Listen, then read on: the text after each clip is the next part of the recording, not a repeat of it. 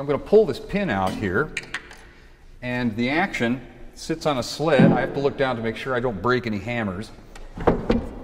And out it comes. Now, on this piano, the hammers are leveraged up. When I rock the lever, it pushes a little beak here right past a thing called an escapement. So the hammer can hit the string and then fall right back without making a thunk. The hammer heads are covered with deer skin. And since piano builders were experimenting all the time during this time period, because piano was a new type of instrument, some people use the shiny side of the deer skin up, and some people use the fuzzy side. And this piano uses the fuzzy side. So as you can see, we've got the key lever, the hammer, a thing called a back check so that it doesn't bounce back like someone on a trampoline, and then the escapement so that the hammer can escape and fall back down. Now we'll put the action back in, and we'll hear that the sound of this piano isn't nearly as loud as that of the modern piano. But what it has is an interesting tone color change. If I start by playing really softly and I start to play louder, you're going to hear the actual attack of the sound change.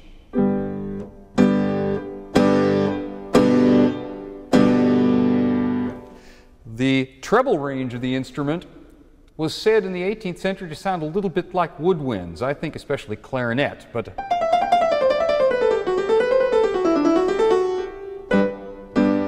the bass, on the other hand, is kind of reedy, and you can understand why in Mozart's piano concertos, even a small instrument like this could stand out with an orchestra.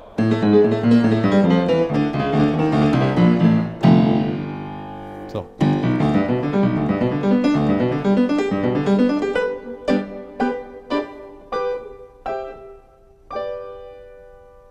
Now, you notice, well, those of you who might be able to see my knee down here, there's no pedal on this instrument like there is on a modern piano. If I want to lift the dampers, I do it with my right knee.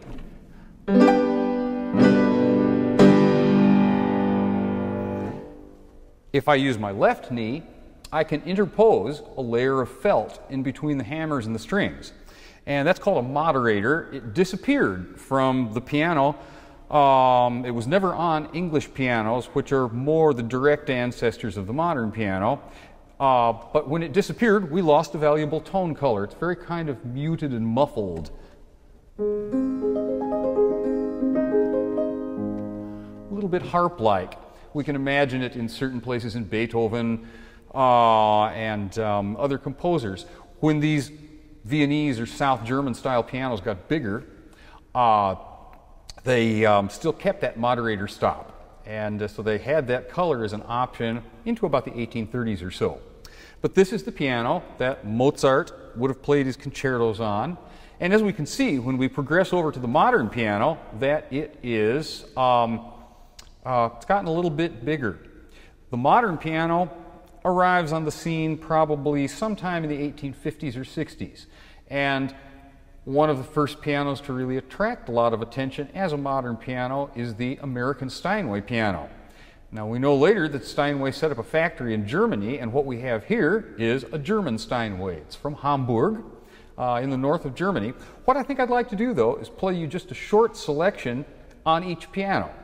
And you can hear for yourself exactly what the difference is between the instruments. So I'm going to give you about 8-10 bars of a Mozart piano sonata on this piano, and then I will take it over to the modern piano.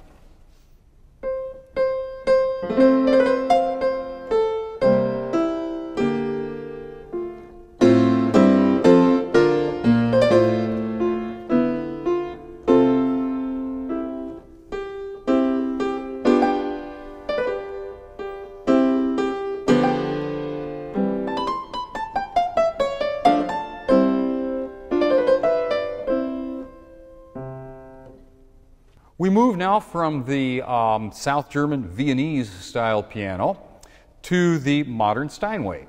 And we've just heard that short example from Mozart, and we're going to hear that again on the modern piano.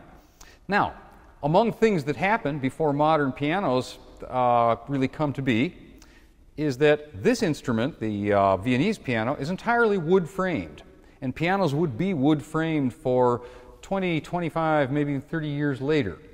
But in the 1820s, an American named Babcock invented the idea of a metal part, or metal parts, to support the piano more.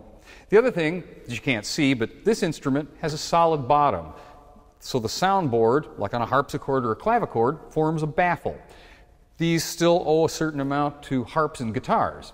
But as I move over to the modern piano, we're going to see that nowadays we have a full cast iron plate that sits inside the instrument. You can see that the instrument is much more massive.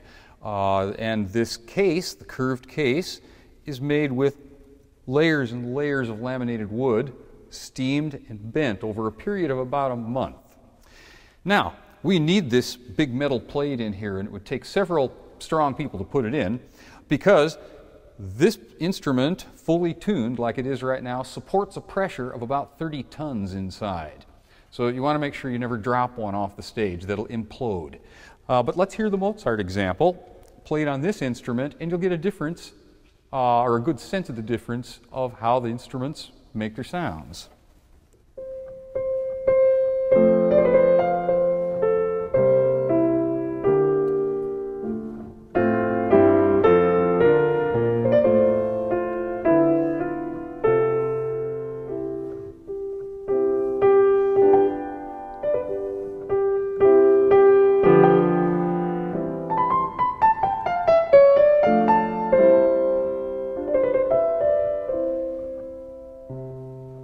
Now the range of Mozart's piano was here to here. There to here. This is called contra F. You'd notate it with two capital F's. This is little f3, F sharp 3, and G3. So again, we've got 58 notes here.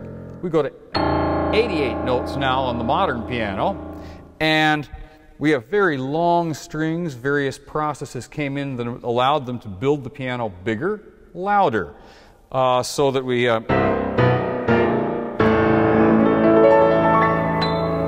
get a sound of incredible power and brilliance, but the tone color remains basically the same.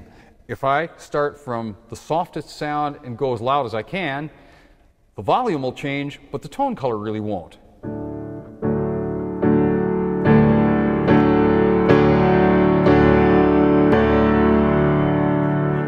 Tone gets more and more massive, and this just reflects different musical needs.